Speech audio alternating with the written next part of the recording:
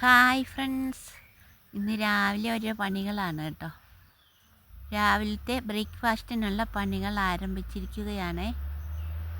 അതിനോടൊപ്പം തന്നെ ഉച്ചക്കത്തേക്കിനുള്ള തോരൻ കറിക്കുള്ള പരിപാടികളും ചെയ്യുന്നുണ്ട്.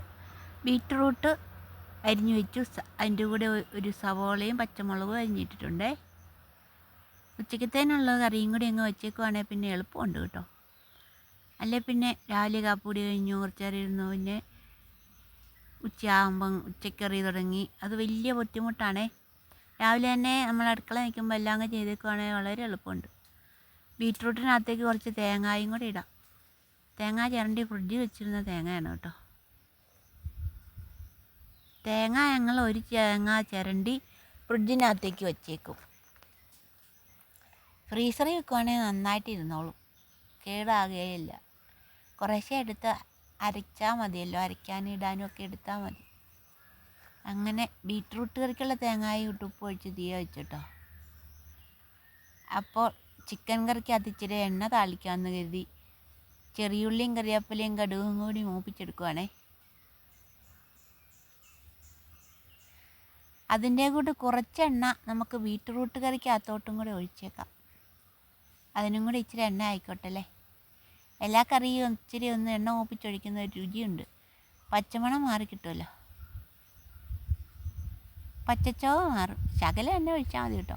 കൂടുതൽ എണ്ണയൊക്കെ ഒഴിച്ച് കൊളസ്ട്രോൾ പിടിക്കും. അപ്പോൾ നമ്മുടെ ചിക്കൻ കറി വെന്ത് വന്നിട്ടുണ്ട് കേട്ടോ. അതിലേക്ക് കുറച്ച് എണ്ണയും കൂടി അങ്ങ് ഒഴിച്ചു. താളിച്ച് വെച്ചിരുന്ന എണ്ണ അതിലേക്ക് ചേർത്ത് കേട്ടോ. ഞാൻ സവോളയും ഇഞ്ചിയൊന്നും വഴറ്റാതെ വെറുതെ പച്ചക്ക് ഇട്ടങ്ങ് കറി വെച്ചതാണേ. ചിക്കൻ കഴുകിയെടുത്തിട്ട് അതിലേക്ക് സവോള, ഇഞ്ചി, മുളക് പൊടി, മല്ലിപ്പൊടി, മസാലപ്പൊടി, ഗ്രാമ്പു, പെരുംജീരകം, കുരുമുളക് പൊടി,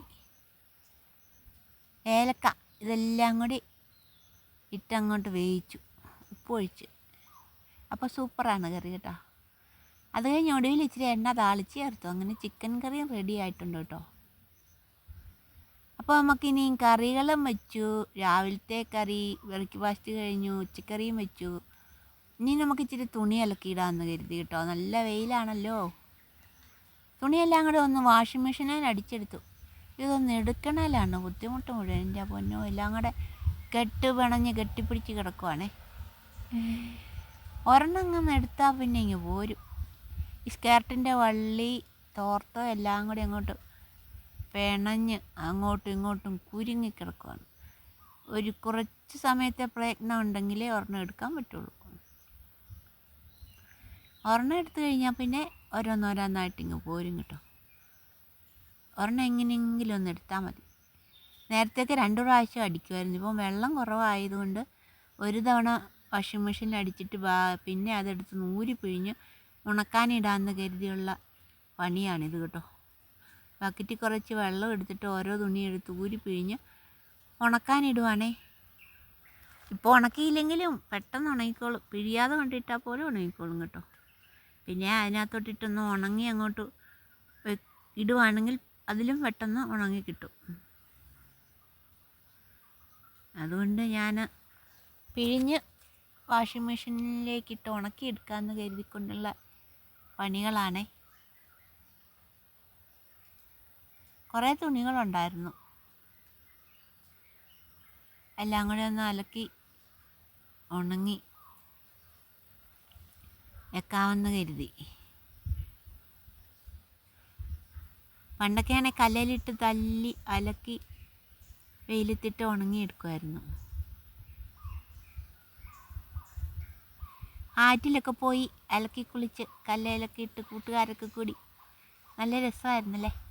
ആ കാലങ്ങളൊക്കെ ഒരു ഓർമ്മ മാത്രമേ ഉള്ളൂ. ഇനി ഇവിടെയെങ്ങും അടുത്ത് തോടൊന്നും ഇല്ല കേട്ടോ. ഉണ്ടെങ്കിൽ ഇപ്പോൾ ആരും തോട്ടിലൊന്നും പോയി കുളിക്കാമല്ലോ, അലക്കുകയില്ല. എല്ലാം വീട്ടിൽ തന്നെ എല്ലാ സജ്ജീകരണങ്ങളും ഉണ്ട് എല്ലാവർക്കും. പിന്നെ ഇപ്പോൾ തന്നെ അലക്കണ്ട മെഷീനുണ്ട്, പൊടിക്കണ്ട മിക്സിയുണ്ട്,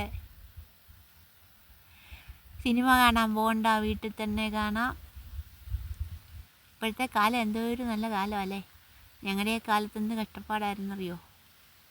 തുണിയെല്ലാം കല്ലിലിട്ട് അലക്കണം, പൊടിക്കണമെങ്കിൽ ഉരലിനകത്തിട്ട് ഇടിച്ച് പൊടിക്കണം, അരക്കല്ലെ വെച്ച് അരച്ചെടുക്കണം. ഒരു ഇറച്ചിക്കറിയൊക്കെ വെക്കുമ്പോഴത്തേനും ഒരാളിൻ്റെ ഇടപാട് തീരും. മല്ലിമുളകും എല്ലാം വറുത്തിട്ട് അത് പൊടിച്ചിട്ട് പിന്നെ കല്ല് വെച്ച് അരച്ചെടുത്തിട്ട് വേണം ഇറച്ചിക്കറിയൊക്കെ. എന്തൊരു കഷ്ടപ്പാടായിരുന്നറിയോ. അങ്ങനെ തുണിയലക്കും എല്ലാം കഴിഞ്ഞപ്പോഴാണ് കുറച്ച് മാങ്ങാപ്പഴം ഇരിക്കുന്നത് കണ്ടോ കേട്ടോ. എന്നാൽ അതുകൂട്ടൊന്നും നിന്നേക്കാന്ന് ഇത് ചെത്തി നോക്കിയേ. ഒരെണ്ണം നല്ലതാ. അത് കേടാന്ന് തോന്നുന്നു. കേട് പിടിച്ചു പോവാന്നല്ലോ, പുഴുവ. മാങ്ങാപ്പഴം നിന്ന് ഇടവേളകളിൽ ആനന്ദകരമാക്കുവാൻ മാങ്ങാപ്പഴം തിന്നാമെന്ന് കരുതി. ഇനി കുറച്ച് സമയം വിശ്രമിച്ചിട്ട് അടുത്ത പണി ചെയ്യാമെന്ന് കരുതിയാണേ. ഇപ്പം ചക്കയുടെയും മാങ്ങയുടെയും ഒക്കെ കാലമാണല്ലോ, അതുകൊണ്ട് പിന്നെ മാങ്ങാപ്പഴം ഒക്കെ ഉണ്ട്.